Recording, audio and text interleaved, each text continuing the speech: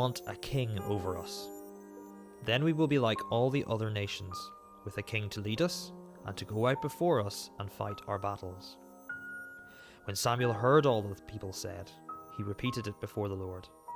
The Lord answered, "Listen to them and give them a king."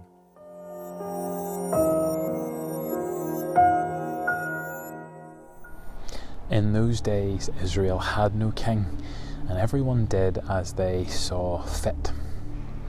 It was a national attitude that had led God's people into dark days. Now, God had chosen someone to speak on his behalf at this time, a man named Samuel, who'd grown up serving God and listening to him. And as the people of Israel plead for a king, there's a sorrowful exchange between God and Samuel recorded in the Bible. The Lord told Samuel, "Listen to all that the people are saying to you. It's not you they have rejected, but they have rejected me as their king, as they have done from the day I brought them up out of Egypt until this day, forsaking me and serving other gods. So they are doing to you." See, Israel did have a king. God should have been their king. He should have been the one that they looked to for help and guidance, support, wisdom and leadership. He'd given them his law to help them lead good and fruitful lives. But God reminds Samuel that time and time again his people have walked away from him. And so, if it's a king they want, God says, then go ahead and listen to them. So a king is found, a man named Saul. And you can read more of Saul's story in the 9th book of the Bible, 1 Samuel. But all doesn't go well. Like all of us, Saul is a flawed person. But chief among his bad choices are the moments when he plainly disobeys God. After Saul, though, comes David. You might know his name from stories like David and Goliath. But when David becomes king, Israel experiences their greatest period of unity, stability, and even expansion, as David leads the armies of Israel against their enemies.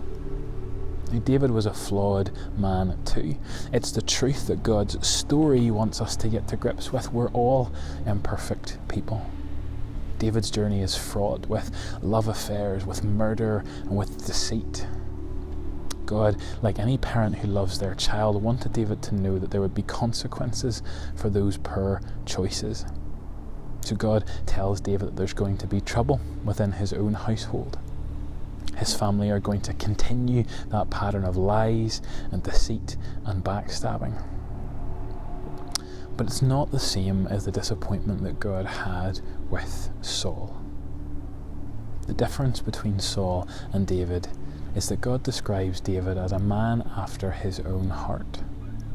David chased after God. He wanted to serve him. He wanted to grow in his knowledge and love of God, even in the midst of all of his poor choices. So even though David's descendants are going to be a rocky family, plagued with lies and violence, God is going to honour his promises to David. God says this to him: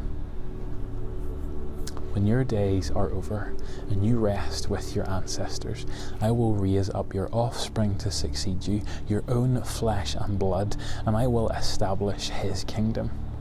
He is the one who builds a house for my name, and I will establish the throne of his kingdom forever." Remember, the Bible has a central character, Jesus Christ, the promised one. We've just met a king from Bethlehem, and God has promised him that from his family there will one day come a greater king whose throne and kingdom will never end. God is giving us a flavour of where his story is going. We're to keep our eyes open for this greater king from Bethlehem. It'll be a while until Israel meets him in the flesh, though. In fact, before that story, God's story moves from a positive period in Israel's history under King David to a more turbulent time, a time of division and of exile.